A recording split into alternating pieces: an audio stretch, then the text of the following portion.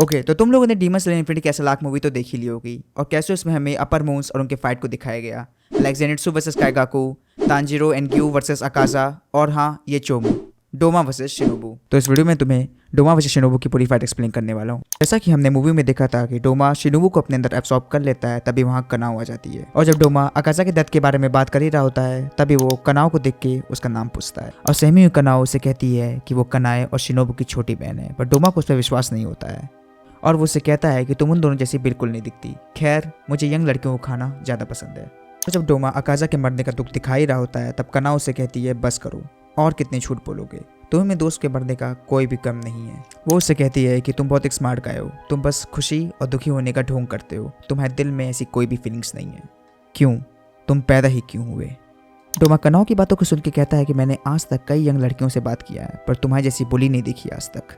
कनाओ से कहती है कि तुम समझे नहीं, मैं तुमसे नफरत करती हूँ। तभी डोमा कनाओ पे एक सडन अटैक करता है, पर कनाओ से इजीली डॉज करके डोमा पे एक काउंटर अटैक कर देती है।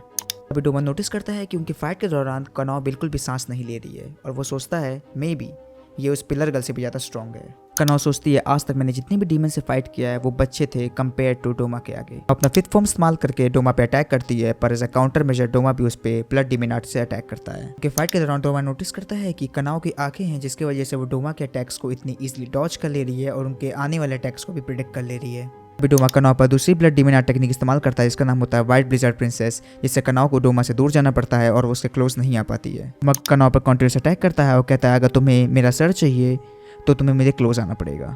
All of a sudden Kanao notice करती है कि डोमा ने उसका स्वॉर्ड ले लिया है और उस पर कंटिन्यूस ब्लड डीमन आर्ट से अटैक कर रहा है। तभी एंट्री होती है हमारे ग्लोरियस किंग की, इनोसुके सामा की।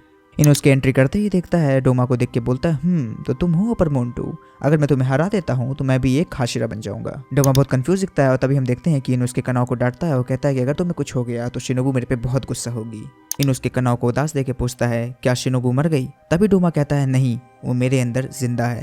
इनोसुके को वो सारे मोमेंट्स याद आते हैं जब शिनोबू ने उसके चोट पर पट्टी की थी और उसका ख्याल रखा था। तभी इनोसुके गुस्से में आकर डोमा पर अटैक कर देता है। कनाओ से वार्न भी करती है कि डोमा के पास के एयर को इनहेल मत करना। इनोसुके अपने पीस्ट ब्रीदिंग से डोमा पर कंटिन्यूस अटैक करता है, पर डोमा को इनोसुके के अटैक्स काफी रेकलेस लगते हैं। तक कि डोमा को थोड़ी भी भनक लगती, इनोसुके कनाओ के स्वॉर्ड को वापस ले आता है। डोमा इनोसुके की स्पीड की तारीफ कर ही रहा होता है कि उस पर काउंटर अटैक कर देता है। भी इनोसुके डोमा पर अटैक करने वाला होता है, पर वो डोमा की रेंज के बाहर होता है, तो डोमा को लगता है वो सेफ है, पर सडनली एक स्लैश डोमा के फेस पर हिट करता है। इनोसुके अपनी बीस्ट ब्रीदिंग के 9th फॉर्म से कर पाता है, जिसका नाम रहता है godly undulating slice. Basically Inosuke अपने जॉइंट्स को मैनिपुलेट कर सकता है।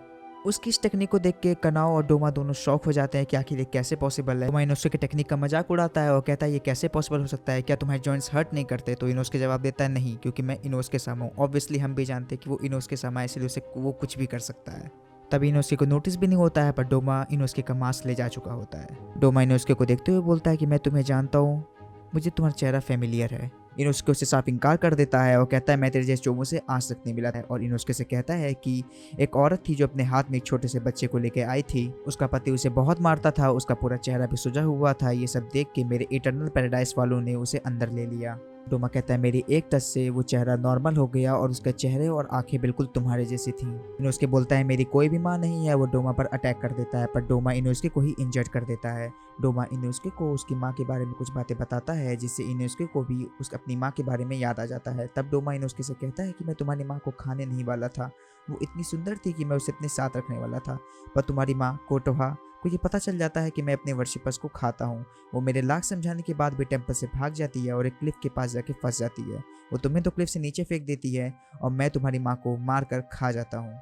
इनोसुके को भी वो सारी बातें याद आ जाती हैं। वो डोमा पर बहुत ही गुस्सा होता है और कहता है तुम्हारा शुक्रिया मुझे ये सब सारी बातें याद दिलाने को। अब मैं तुम्हारा सिर्फ सर ही नहीं काटूंगा, तुम्हें दिखाऊंगा कि असली नर्क कैसा होता है। डोमा इनोसुके की बातों को सुनकर कहता है स्वर्ग और नर्क जैसी कोई चीज़ नहीं इस दुनिया में, ये तो केवल कमजोर मानसिकता वालों की सोच है।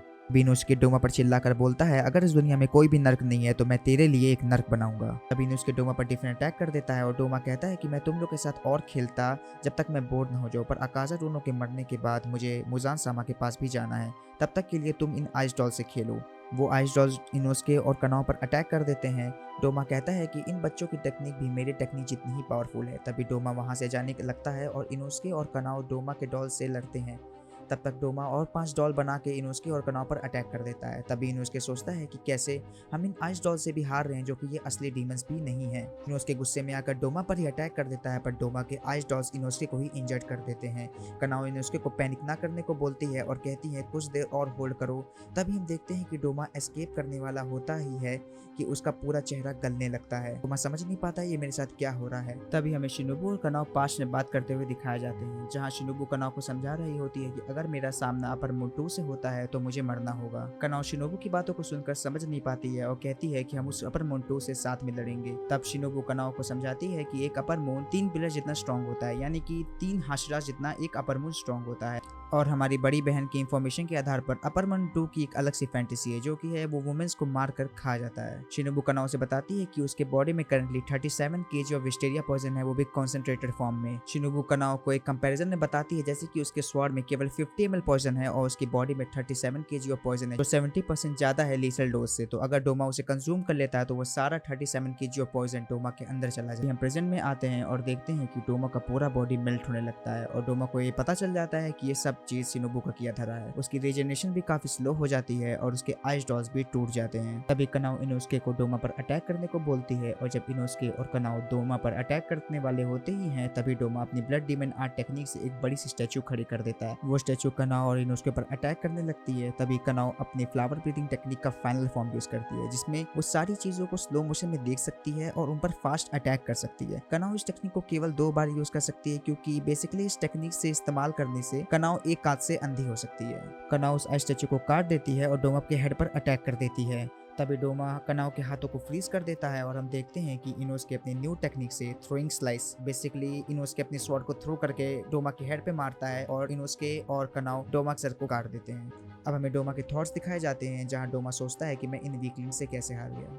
डोमा अपने आप से कहता है कि मेरे अंदर कोई भी फीलिंग्स नहीं है, जब मेरे माँ बाप भी मरे थे तब भी मुझे कोई दुख नहीं हुआ था। फिर हमें शिनोबु और उसके हाथ में डोमा का सर दिखाया जाता है और शिनोबु डोमा से बताती है कैसे टमाओ की हेल्प से शिनोबु ने डोमा को पॉइजन से मारा। तभी डोमा शिनोबु से बोलता है कि मेरे इस खोखले दिल में तुम्हारे लिए फीलिंग्स आ रही है। ओ शिनोबु चा, यू आर सो क्यूट, क्या तुम मेरे साथ नर्क चलोगी? शिनोबु से कहती है भाड़ में जाओ। फिर हम देखते हैं कि डोमा का पूरा बॉडी डिके हो चुका होता है। इनोस्के अपनी माँ को याद कर रहा होता है और कनाओ अपनी बहन की हेयर पीस को देखकर उन्हें याद करती है। कनाओ अपनी राइट आई से ऑलमोस्ट अंधी हो चुकी थी। कनाओ को सारी बातें याद आने लगती हैं कि कैसे शिनोबु और कनाए ने उसे उसकी फैमिली से बचाया था, जहाँ उसकी कोई भी वैल्यू नहीं थी और उसे मारा जाता था।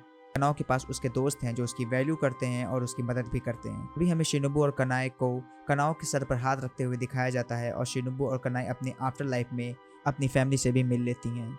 तो इस तरह डोमा मारा जाता है। तो बस आज की वीडियो के लिए इतना ही। तो अभी भी कोकोशिबु और मुजान जिंदा है, आगे भी वीडियोस आएंगी डीमन स्लेयर के ऊपर, so stay tuned. Okay bye.